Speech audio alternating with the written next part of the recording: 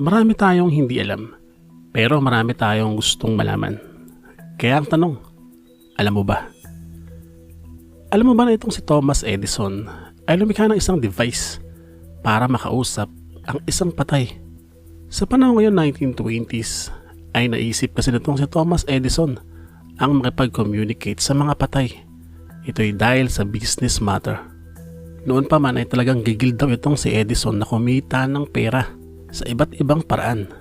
Dahil nga sa pagiging utak kapitalista daw nito, na naging daan din naman kung bakit nakaimbento siya ng kung ano-ano. At isa rin sa nag-udyok sa kanya para gumawa nga ng ganitong device ay nang malaman niya na ang kanyang kaibayo na si Nikola Tesla ay nakakasagap din daw ng mga radio signals lang tila mga multo. Kumbaga ay nainggit siya dito, kaya naman naisip niyang gumawa ng sariling device na tinawag na spirit phone.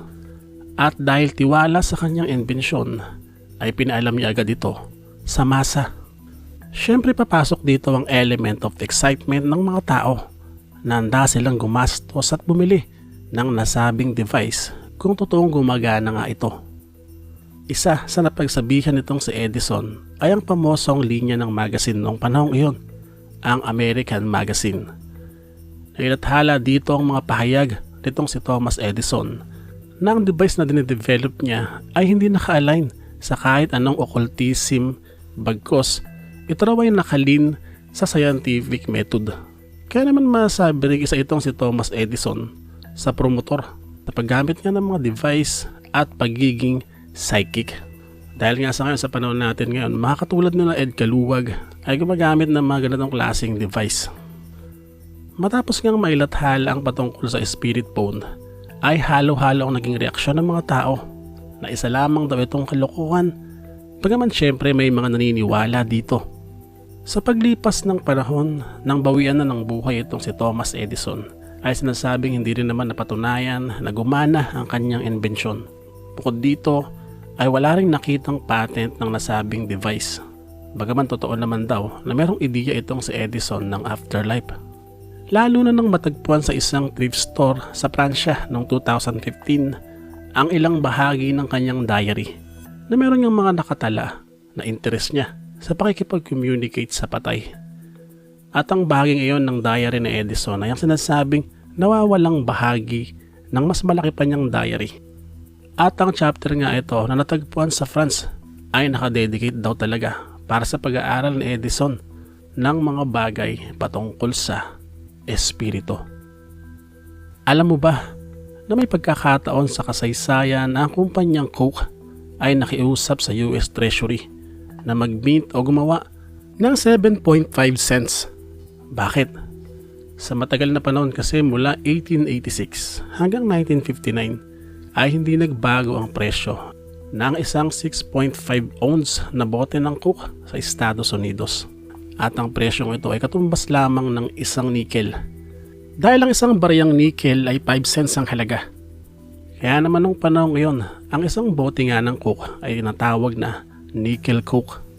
Mahabang panahon nang lumipas pero nanatili ang 5 cents na halaga ng nasabing soft drink.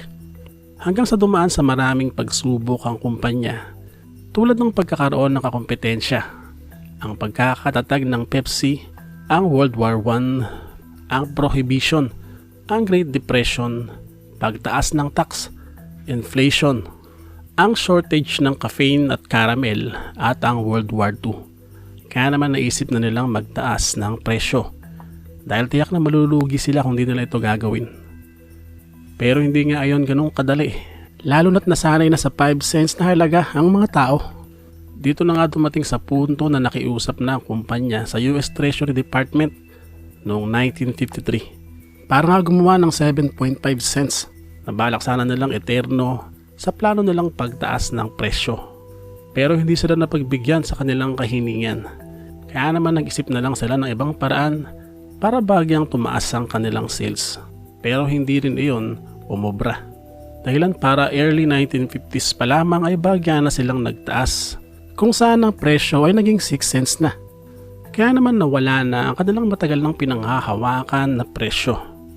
Inalis na rin ang mga markang 5 cents sa tansyan at bote Bagaman bago mag 1959 ay may mga ilang lugar pa sa Amerika ang nagbibenta ng 5 cents. Pero karamihan ay nagtaas na sa 6, 7 hanggang 10 cents. 1959 ang sinasabing huling pagbibenta ng 5 cents o nickel coke. Alam mo ba na isa sa mga obra ng sikat na pintor na si Leonardo da Vinci ay misteryosong nawala daw? Noong 1504, itong si Leonardo da Vinci ay kinomisyon na magpinta ng isang battle scene sa Palasyo Vecchio sa Florence, Italy. At ang pangalan ng kanyang gagawing obra ay ang Battle of Anghiari. Depiction ito sa buhay ni Niccolo Ficcinino, isang military leader na nanilbihan sa duking si Filippo Maria Visconti. Ito ay habang nakikipaglaban sakay ng kabayo. At sa pagkakataon pa ngayon ay nakasabay pa nitong si Leonardo da Vinci ang sikat namang eskultor at pintor din na si Michelangelo.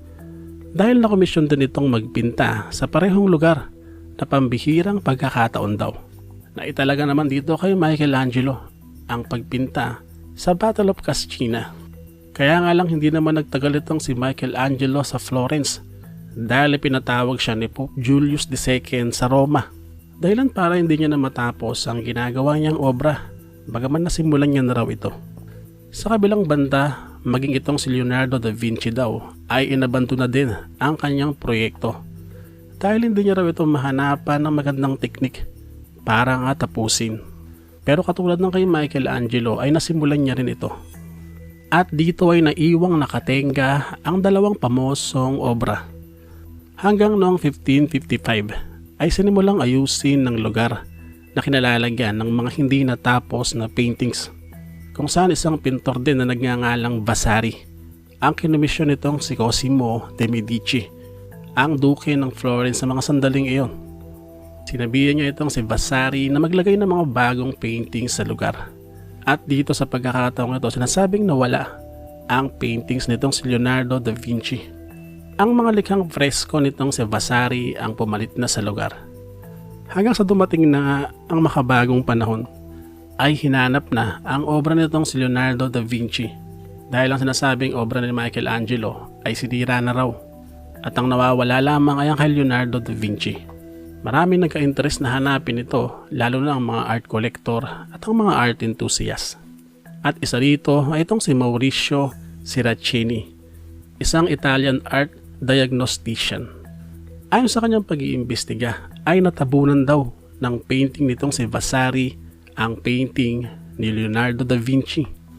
At ang pahayag niya ngayon ay lumikha syempre ng ingay dahilan para lalong imbestigahan ang painting ni Vasari na Battle of Marciano in Val di Chiana. Dahil nga tinuturo nitong si Siraccini na napasailalim daw nito ang obra nitong si Da Vinci. Pero syempre hindi naman ganun kadaling alamin iyon dahil nasa pader ang painting at hindi naman ito nasa kwadro lang para makita kagad ang likuran. Kaya naman gumawa sila ng buta sa mismong pinta nitong si Vasari para masilip ang pinakailalim kung saan ay may mga nakita raw na trace ng kemikal na katulad ng kemikal na ginamit sa Mona Lisa at sa John the Baptist nitong si Da Vinci. Dahilan para ikagalit naman ito ng ilan. Dahil dito ay hindi na naituloy ang pag-iimbestiga. Hanggang nitong 2020 ay ilang mga historian ang nagsaliksik at sinasabi nila na hindi naman daw naituloy ang sinasabing pagpipinta nitong si Da Vinci dahil nga hindi nga daw niya alam ang gagamitin na teknik para dito. Bagaman marami pa rin umaasa na matatagpuan ang lost painting nitong si Leonardo da Vinci. Para sa marami pang alam mo ba, see you sa next episode. Bye bye.